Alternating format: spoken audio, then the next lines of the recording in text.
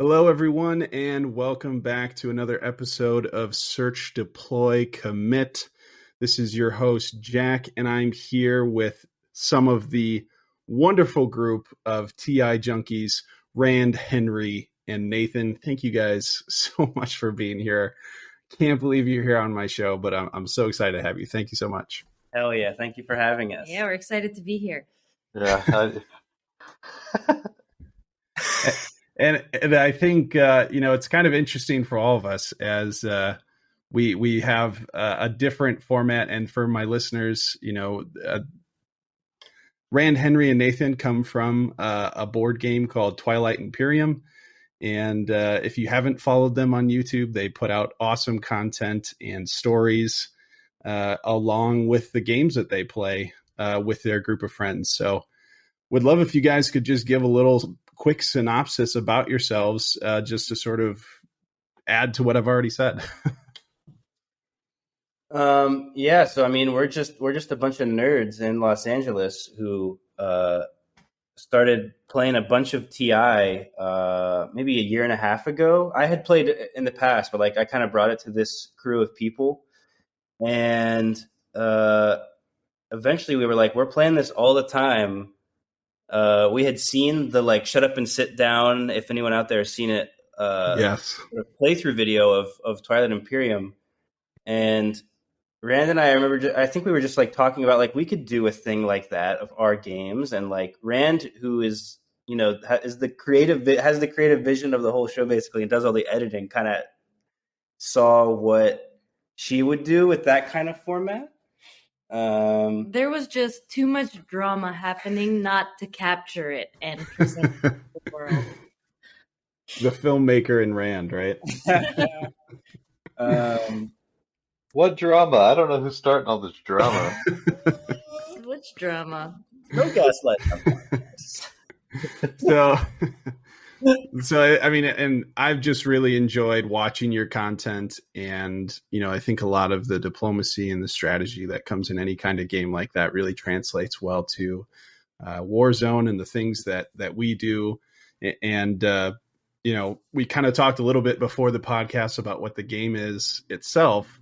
What for you guys, sort of tying these two games together? What was some of your first gaming moments that you knew strategy games or this type of game was for you? Was Twilight Imperium that first one? For me, Twilight Imperium was the first and only one.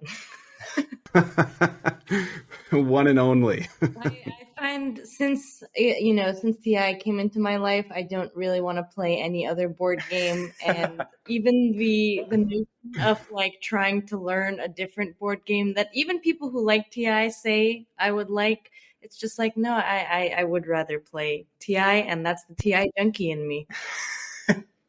I love it. Nathan, what about you?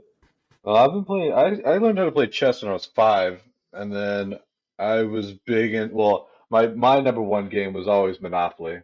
I thought there was a lot.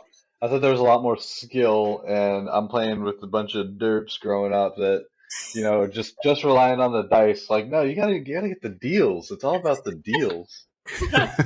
Monopoly is not that different from Twilight Imperium. Yeah. Same amount of yelling. That take. And then Rand and Henry got relationship. On, oh yeah. 13 hours. Oh my God, when's it gonna end?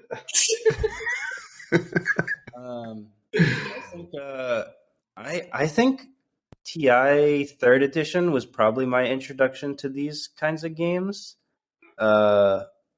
which I had got because I had I think I was 18 or so, so it was 9 years ago. And I had just gotten into board games that weren't the board games you can buy at Target. So I was playing a game called Suburbia and a game called K2. And these were my first non General Hasbro board games. And then I think I just saw Twilight Imperium on the internet somewhere. I wish, because we do TI Junkies now, I had a clear memory of the first time I was oh my God, TI. But I think just the scale of it and the drama and the way it is so cinematic is what pulled me into it. Yeah, that's, I think, pretty good. analogy. Appreciate those backgrounds there to get a little bit of a idea of where you're coming from. And I think about TI, it's such this massive game. There's so many different rules in compared to Warzone, which is in a lot of ways really similar to Risk. So it's a little bit different that way. But, with a lot of information at first, the core of it, I feel, can be pretty straightforward with a basic understanding. But what do you guys feel is a misconception about TI that people looking in at it should think of it differently?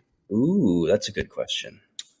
Interesting. I mean, I have heard the term space risk associated with it, and I understand why, but as like a first impression, I would not say space risk is like the name of the game. Because I feel like a lot of the pleasure of playing TI comes from like the negotiations, the like the inter-table dynamics, and how you interact with other factions, other players, to get points, to give them points, to like stop them from getting points. Whatever your philosophy is, there's also like a lot of different ways you can play. I have heard about the Big Al has talked about the 55-point game where all 6 players get to 9 55. points.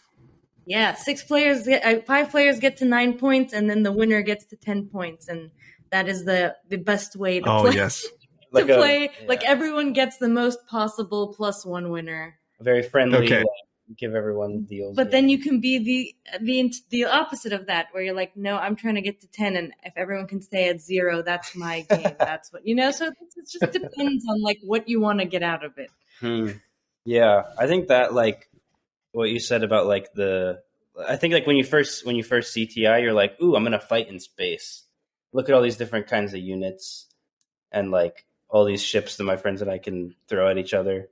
And then you start playing and you're like, ooh, as we play more and more, like there's less and less fighting, more and more deals. And then like the fights that are more like impactful, and like a fight with a big fleet is like, oh, wow, that's a big fleet. As opposed to, I think early on, we would all just be like bulking up. Let's get a bunch of ships. Let's send them in to fight each other.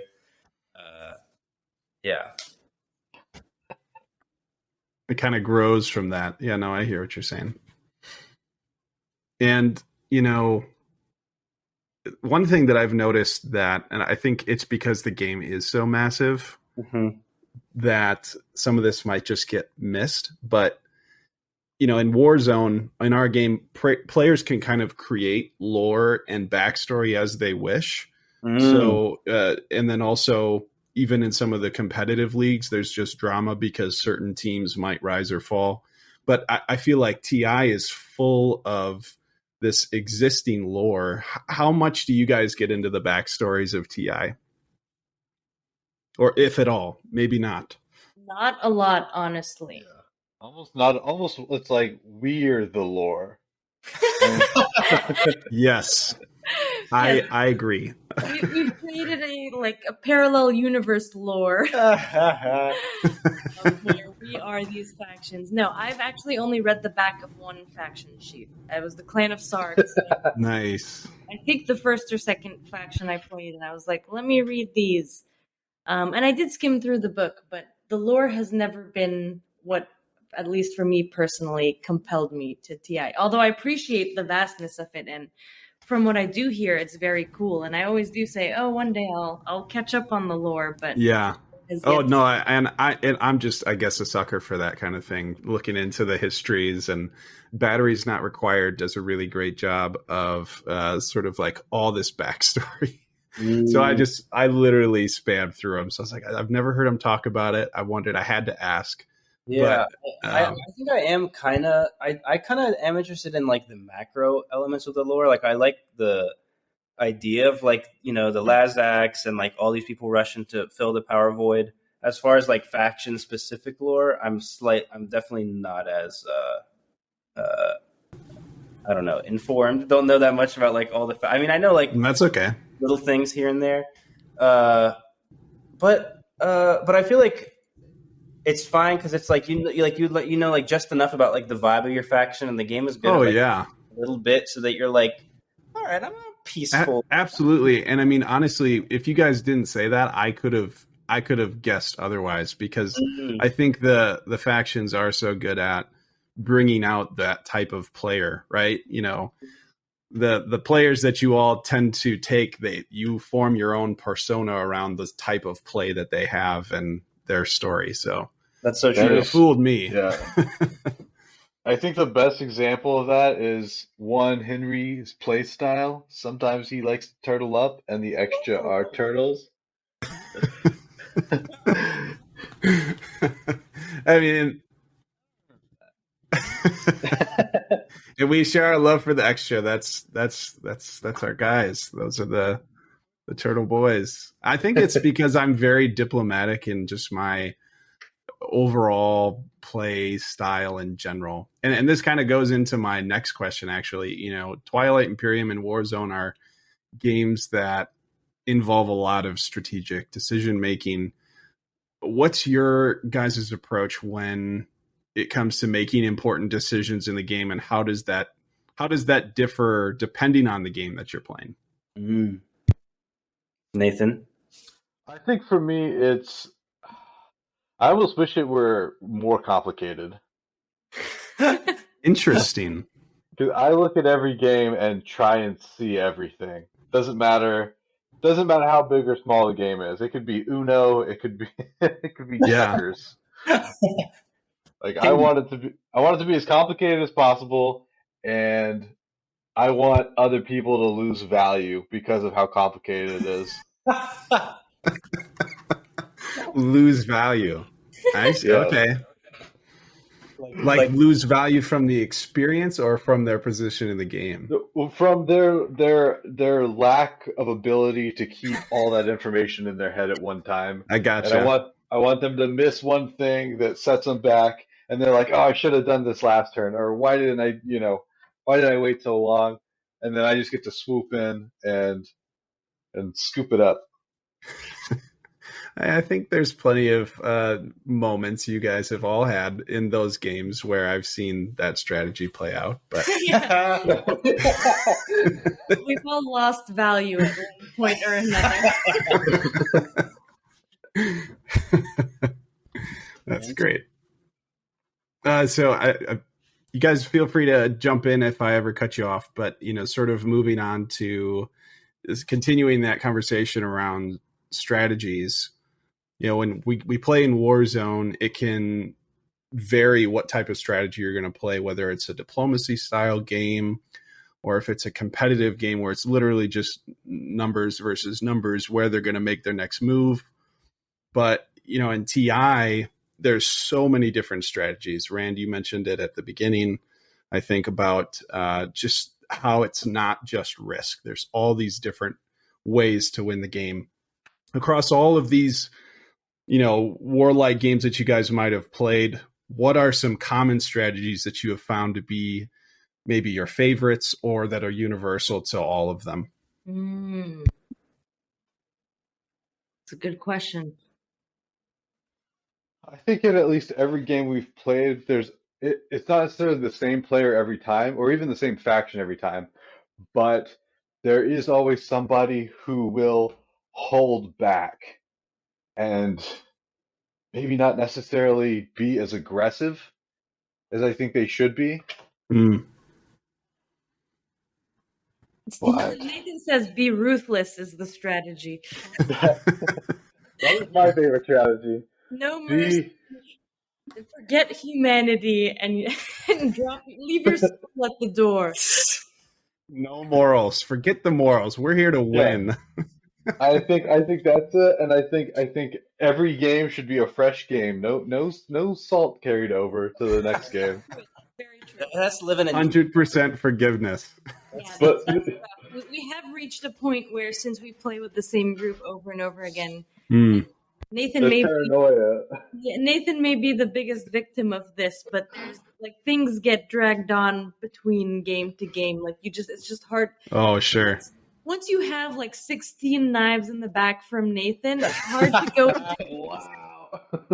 Who's counting? Who's counting? Nathan, we're really cool. I truly believe we're cool. That's definitely the truth. I am definitely counting the number of knives going in on the next couple episodes. That's what I'm going to count right there. Yeah, it would be nice. It would be nice if we lived in a world where we had a clean slate every game, but it's just not the case. Which is one of the reasons why it's so weird when we have a rare chance to or when we play with like strangers or patrons Sure. Online. It's like, oh wow, look, I mean, not necessarily a totally clean slate, but we haven't backstabbed them before. Too nice. Yeah. I don't care if they're a new player. I'll still stab them. That's true. Nathan's front stabbing. I think we've accomplished. We have an understanding of Nathan's strategy for sure. Win at all costs. Yes. I would say like something I think is universal across different strategy games. Again, not that I have this vast experience, but I think like trying to like follow your instinct as opposed to like trying to find what's like logically.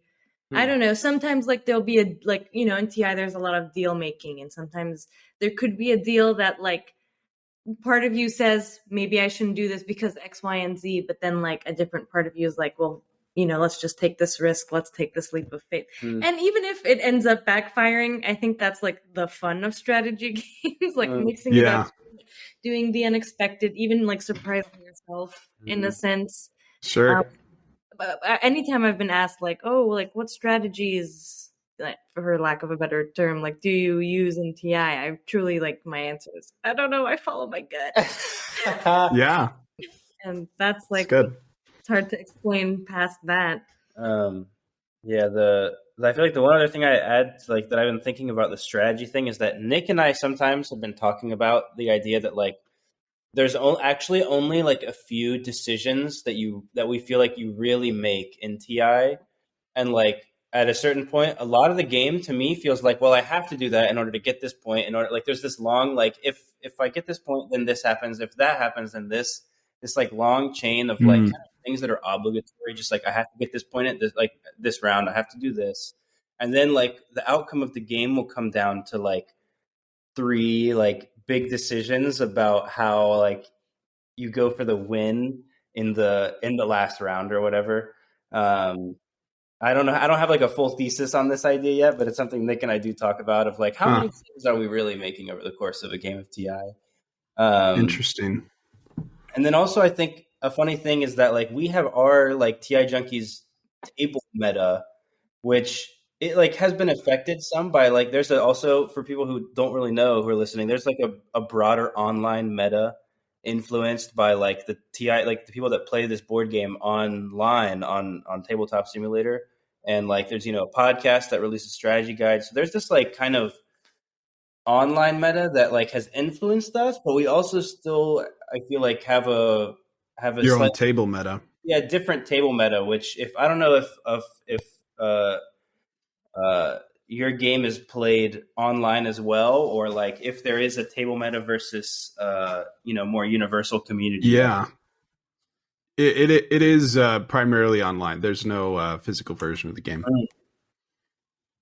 But yeah, no, that's really interesting because I think some of it has to do with skill levels, right? You know, you have your new player in any game, they don't understand the meta at all, right? Yeah. So there's just like, you know, they can't even comprehend it, especially with a game of TI. But you have these competitive players, and this happens in Warzone too, where you have these competitive players that are just above and beyond. Like you're not even close to the same level of understanding of the game that they have. Yeah. So depending on who you play with can really change that. So that's an interesting, you know, when you're thinking about strategies, it's very, very much more varied based on who it is you're playing with. Mm-hmm. And even your table meta might bring something to this online meta that's just not familiar. That's the cool parts of the strategy in the game. But I'm going off on a bunny trail here.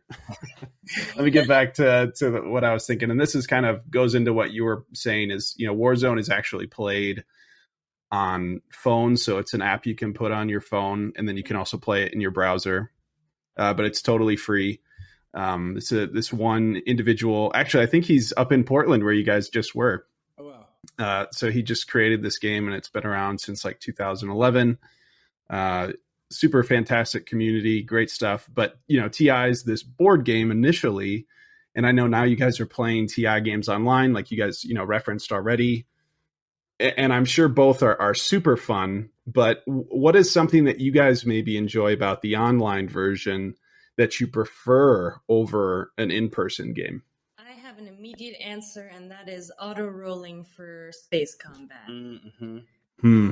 Especially because it takes into account like any technology you have in your play area, any faction-specific things. In real life TI, I tend to like forget about a lot of abilities because TI is so expansive. There's so many things you can acquire in the game and keep track of. And I actually tend to like only research technology. Nathan, we can hear your chips crackling. I love it. No, I said that at the beginning. I said, this is a laid back podcast. You do what you want, eat some food. Wow. I'm about it. For our headphones, I didn't even realize it was crackling. I in TI like tend to only research technologies that I will remember to use, because there are certain things where I will and this goes back to like the instinct thing where I'm like, yes, I could get ScanLink right now, but I will never use it because I always forget to use it, even though like it's a better option than if I get Sarween, I definitely will remember to use Sarween. And so it's like adapting to like my limitations, my memory limitations. But on online TI, I found that like it's really helped with that because the computer will keep track of everything for me, and that's very nice. I mean, and that's definitely. Do you think that maybe that helps you when you actually play in-person games? Do you feel like it helps you when you're online to then have those rules carry over just because they happen in game online? I don't think so. I wish, but I think it's just in reinforcing the inability to remember properly. Well, that's a good point, though, right? Some of that automation online makes things a lot easier for sure. Yeah, I mean, go ahead. I was just going to say that was also my thought was like just all the automation and the ease of like collecting components and like all that stuff is nice and convenient. And then, you do miss the tactile part of the game, I think, when you go on. Sure. Knowing whose turn is next, that's very nice on online. You just hit end turn and the next person is notified that it's their turn. That's true. A lot of times, because Twilight Imperium is such a long game with potentially up to 8 players. Sure. We'll find ourselves like sitting in silence for like 40 seconds. And someone goes, whose turn is it? Everyone was just thinking. No one was playing. No one knows whose turn it was. Everyone was just staring at the board, lost in their own world. It's like That's awesome. Someone finished their turn, but like the next person didn't realize it, and like then we just sit there. I love it. That's like way less plausible on online TI because the mechanics will let you know. Hey, it's this person's turn. I have to share this because I'm sure somebody's already said it to you, but have you guys ever seen the extra computer browser program for TI? Yes. And we have talked about using it, but we have just not. Okay. No, it's just, I had to bring it up. I've been using it with all my games with TI, and it helps. It helps so much just keeping track of things. It is a button you have to click every once in a while, but I found it very helpful, especially with new players, because they just get lost in the rules and the order of the game. True. That's a good point. And that's the other thing. I don't know if I brought this up before. When you talk about new players, what are some of the things that you guys suggest? A lot of people here might be interested in playing TI, haven't played it. What are some good guidelines that you guys would recommend? We always kind of insist that any new player, quote unquote, do their homework like before the game day, which would mean watching a tutorial for TI. And if you're doing Prophecy of Kings, the expansion, also watching that tutorial, and also knowing that like that's not going to teach you the game. Like you have to experience it to learn. And like the first game kind of is a learning game. But definitely being prepared so you're not overwhelmed when you get to the table, because there is a lot to make note of. Mm-hmm. That's good. Yeah. Go ahead. I would say I've seen those tutorials because they sent them to me when I first started playing, and I think one thing that the tutorials might leave out is how important it is to go over the strategy cards. I feel like a lot of Mm, new players miss out because they don't know the sequence. Like, oh, if you pick, two or diplomacy or something like that, they'll free up some resources for you. Yeah. Or like if you pick, it's just like the sequence of orders, and then knowing that it's a gamble. Like when you play something, like, oh, are you waiting on resources from five, like trade goods or something, commodities? Well, what if somebody already like plays seven, like to get technology, and you don't have the coins, So sure. it's just like knowing when to play those strategy cards in like the first round or two, and knowing which ones to pick to get the best value, especially if you're like really close to the speaker and you're a new player. It's like, oh, you've got this great opportunity, but you're squandering it because you don't know, good sequence. Yeah. Totally. That's such a good point, especially because strategy cards are such a unique element of TI. Like all the other things, it's like, okay, move, you do that in other games, fight, you do that in other, like stuff like that. But strategy cards are a very like Twilight Imperium thing. So I think, yeah, a new player would really benefit from like a deep dive in those before starting their first game. And I think that would be like a huge leg up. Since they mentioned like mechanical things to do, I'll say some slightly different things, which is have snacks, Oh yeah. eat breakfast, and then also like for your first game, like just like go balls to the walls, like have fun with the theme and the scale. If you've never played something of that scale, like just like feast on everything, and don't get like white knuckled about like, am I doing, like you don't need to have a strategy guide pulled up on your phone to like consult before you make every move. Yeah. Just go ham and like lean into it and see what happens, because you will have plenty of time if you get bitten by the bug of playing it to like dig into the meta and like figure out how to play it in a very like orderly and whatever way. So just go ham, have fun, blow up your friends. And like, even though we said the misconception of it is Space Risk, like if you want to play Space Risk, your first game is like it's never going to be more fun to play TI like Space Risk as your first time. Like, true. Just go in guns blazing. Just do it. Yes. And like pick a faction. Nathan's got your back. I will fund your war. Oh yeah. Nathan has funded many awards. Yeah, he has. Oh, that's awesome. And I have to, I found your guys' tutorial as well, which I'm still gonna swear by. You guys have a great tutorial. You're gonna have to search high and low to find it, but I'm not gonna tell people where to find it. But so true. I forgot. It's fantastic, and I sent it to all of my first timers, and I think it's the best. We like well, that's awesome. We like tend to send the RTFM tutorial on YouTube, but like we wanted to just like, we made that because we wanted to make something for our friends. We thought that'd be fun, and we wanted it to be like not a 30-minute one. Like, oh, watch this like exactly thing that just is so abstract and broad, and then you can get to, like the nitty gritty. Yeah, we kind of like if someone really wants to do like A++ on their homework, be like, watch this silly 7 or whatever how long one we made, and then watch the real ones. Like use that as the pre-tutorial to the real tutorial. I love it. Yeah, you guys do such a great job, and I think what you guys are doing is so fantastic for the game. Fantasy Flight should probably write you guys a check at some point. You guys are doing awesome work. I'll take some trade goods. So, I mean, Warzone sort of creates its own stories based on the people that actually set up the individual games. Like you could set up a Game of Thrones map. You could set up, a whole bunch of different genres inside of the game itself. And then just like I said before, the competitive leagues. But what you guys are doing is really capturing that big story and what people love. And I think what people imagine they would love about Twilight Imperium. So the things that this is my question. The things that you guys experience as you play so much of Twilight Imperium, and the skills and the diplomacy that you learn in game, how do you feel that translates to your skills and your interactions with people outside of Twilight Imperium? Or do you feel it like it does at all? Or do you see similarities?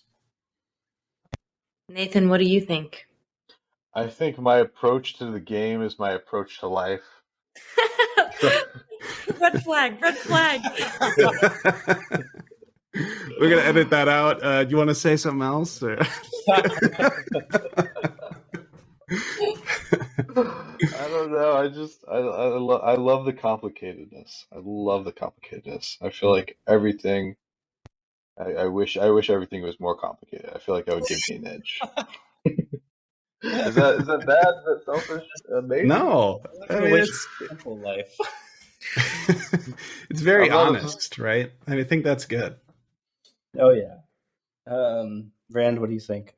Well, going back to that 55-point idea, since that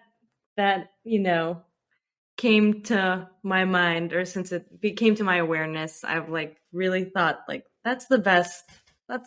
So I feel like there's a way to implement that in your real life of just like there's enough for everyone to go around. Like we can all 55 points is a lot of points. Like we can be happy.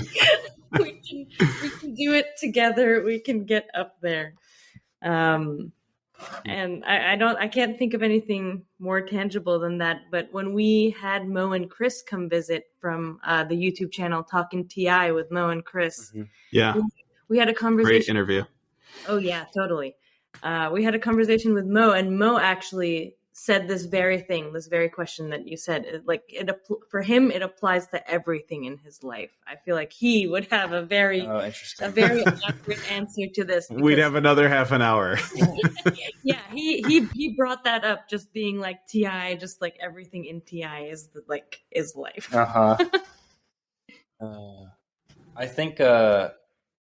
I think it's funny that Nathan said he lives TI like he lives his life, because I think of TI kind of like all of us finding our TI selves has been kind of a part of the process.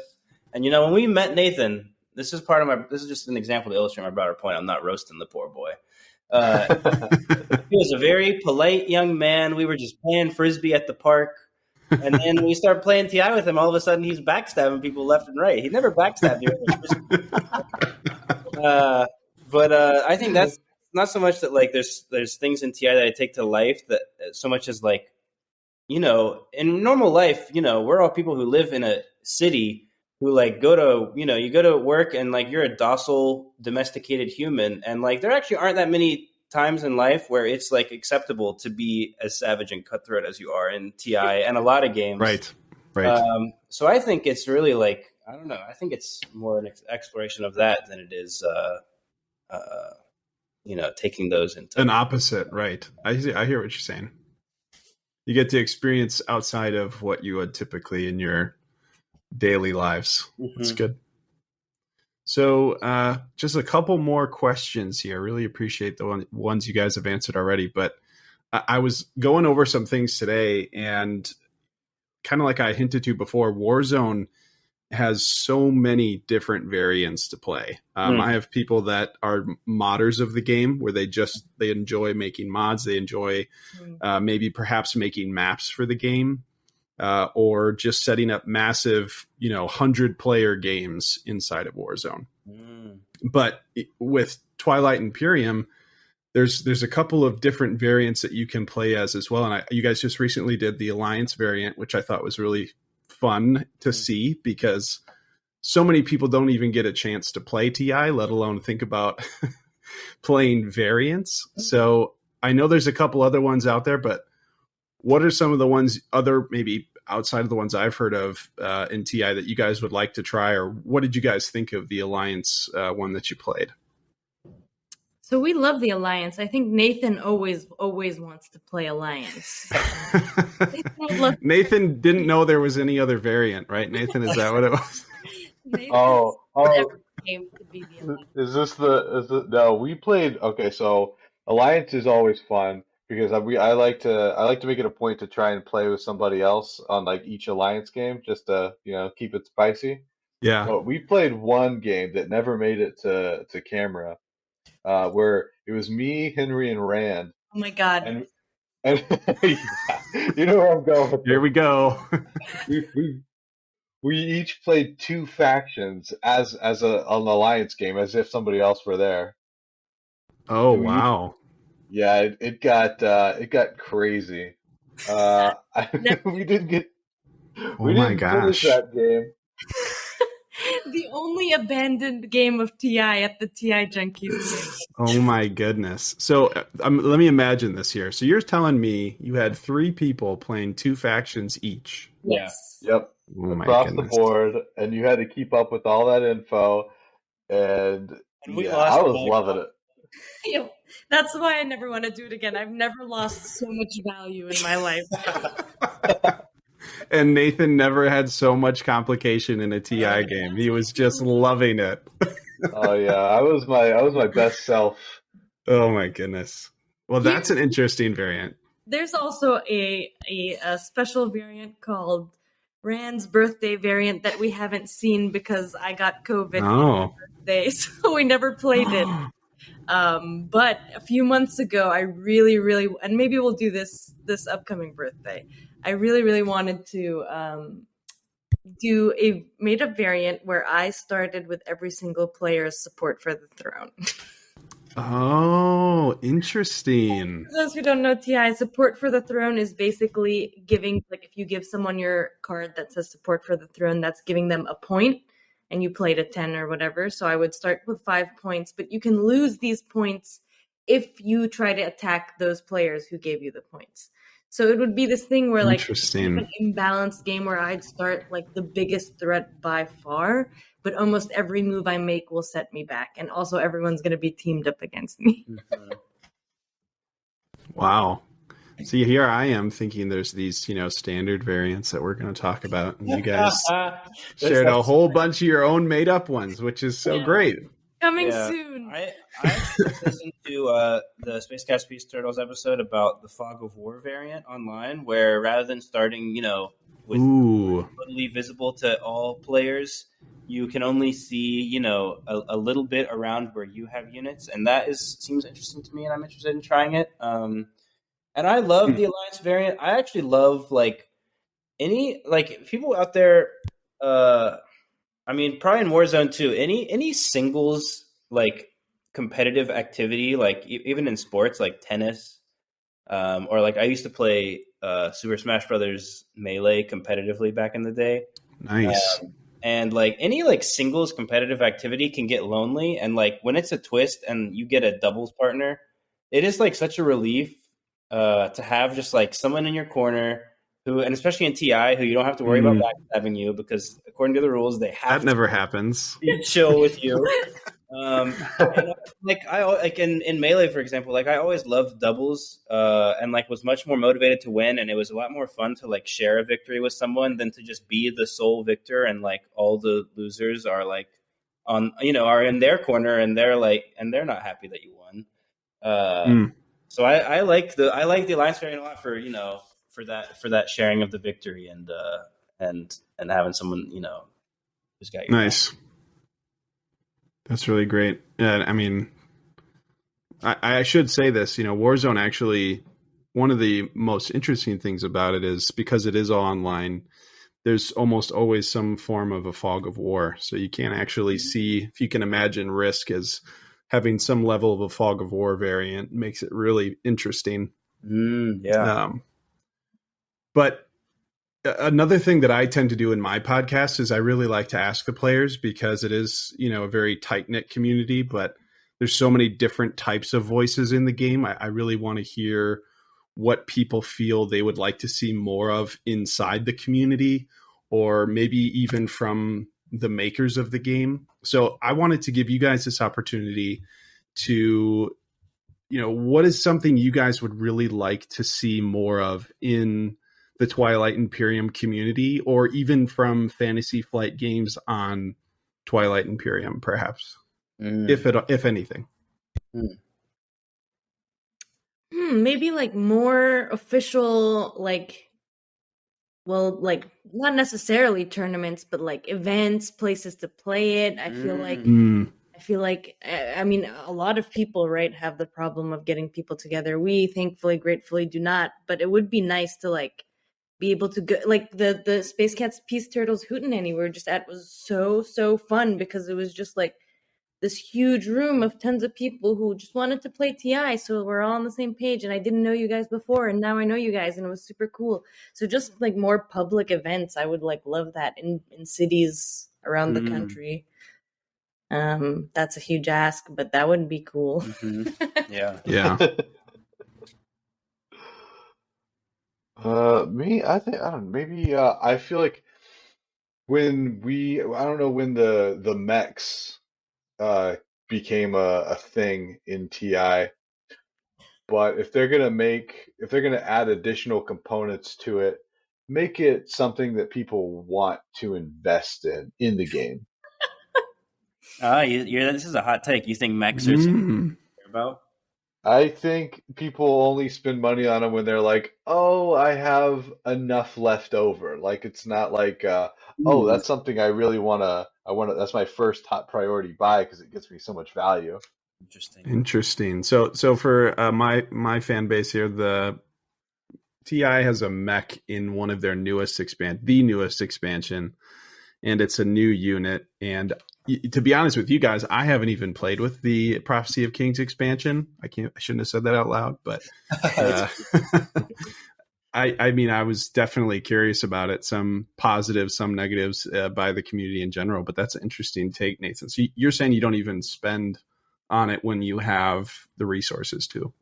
I was like, if I do spend actual resources on it and not just like get like a workaround, like a deploy or something like that, like it's only if the math works out perfectly where I have enough left over and I have enough capacity or like pieces of plastic I can actually buy. Sure. Interesting. I think like this is not like a very feasible answer, but I do find myself sometimes curious about like what if there was a way to have like non-combat units or like ships, like if there was a way that have like you could like ships you could send out in like an economic sense for the game. Interesting. You sound like extra right now. That's what I think. That's what I'm hearing coming through here. Peace ships. I want to send diplomatic envoys all over space. But of course, that would require. I mean, like, there's a million things. Interesting. Bring that a whole new element like that. But also, I think one thing that the Prophecy of Kings expansion we're talking about did add is that, which is fun thematically and mechanically, is that every faction that you can play as now also has like 3 special abilities that are presented as leaders in your faction. So, there's going to be one that's like, something you can do once per turn. There's going to be once per game round. There's another one that's like, you only use this ability once per game. It's like, your Hail Mary move, basically.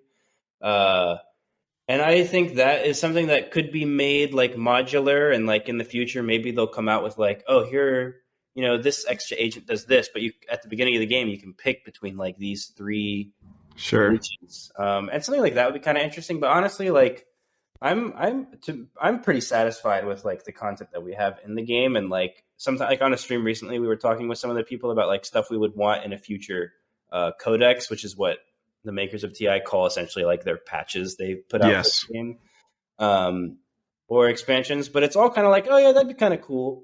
But I feel like we're still honestly like digging through everything that Prophecy of Kings added, because we haven't played as every single one of the 25 factions in a bunch of games. So I think there's still more for us to get good at.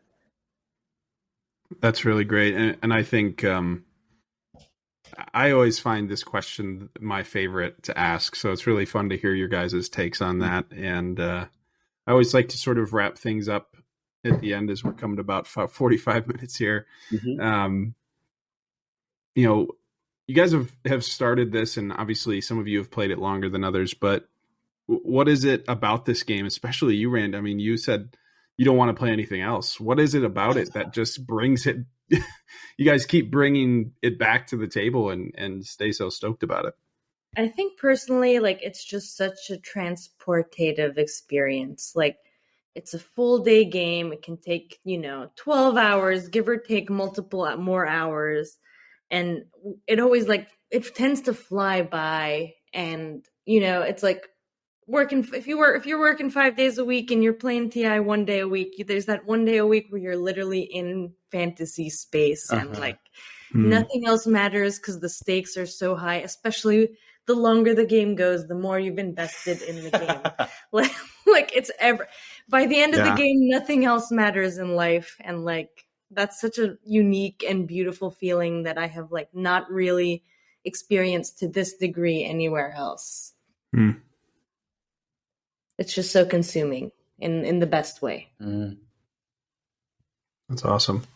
I think Warzone is so very different from that, in that Warzone, you can literally make a turn and then not make another move for a couple days because it's just in your pocket or on your PC. And you have games in Warzone where it lasts for a year, but it's a very different experience depending on how it's set up. And there is something about Twilight Imperium with the very different factions that really make the story. And obviously you guys specifically are just so much fun to watch. And I just highly recommend everybody that's listening, you should definitely go check out TI Junkies. They're by far one of my favorite YouTube content creators out there right now. Thank you so much. Is there anything you guys want to share? Any upcoming news that we should be aware of? No, we're just gonna keep making things, and you let us know what you want to see, Jack. I will. No, I love everything you guys are doing. Keep it going. And thank you so much for being on the podcast, all of you. Thank you. Thank you for having us. Yeah, thanks for. All right. Take care, everyone. Have a good night and good evening, good morning, wherever you are. And we'll see you in the next one. See you next time. Right on. Peace out. See you, dude.